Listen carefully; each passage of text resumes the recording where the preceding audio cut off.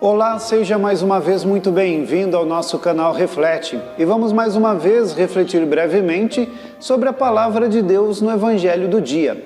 Nesta segunda-feira, o nosso Evangelho é de Lucas, capítulo 10, versículos do 25 ao 37. No Evangelho de hoje, nós ouvíamos dizer que um mestre da lei, querendo pôr Jesus à prova, o questiona a respeito do que deveria ser feito para alcançar a vida eterna, a herança eterna.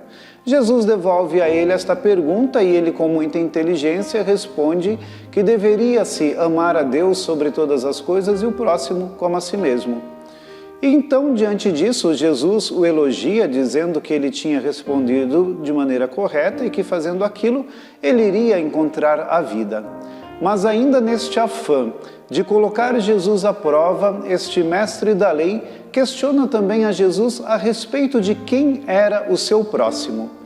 E por causa disso, Jesus começa a contar a parábola que nós conhecemos como parábola do bom samaritano, em que Jesus apontava dizendo que um homem estava descendo e nessa sua descida pela estrada foi atacado por assaltantes que lhe roubaram, lhe bateu e lhe tirou quase a vida, e este homem ficou ali à beira do caminho, sofrendo, quase à beira da morte.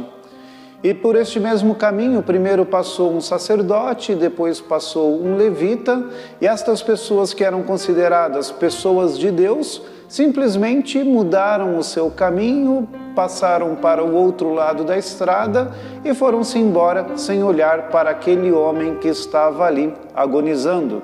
Enquanto isso, um samaritano, que era um grupo de pessoas, de uma outra região, de um outro país, por assim dizer, que era desconsiderado pelos judeus, que eram tidos como pagãos, como pessoas longe de Deus, como condenados, cuida daquele homem que estava ali, caído como vítima, lhe dá todos os cuidados, leva para uma hospedaria, paga pelos cuidados daquele homem, promete recompensar o hospedeiro quando ele voltasse, caso tivesse gasto a mais do que ele tinha deixado para que este hospedeiro cuidasse daquele homem doente, e ele faz o bem de verdade, com sinceridade de coração.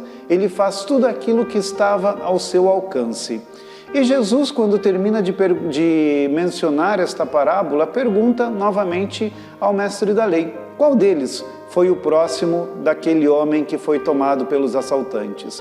E o fariseu, obviamente, mestre da lei, responde a Jesus que era aquele que tinha cuidado.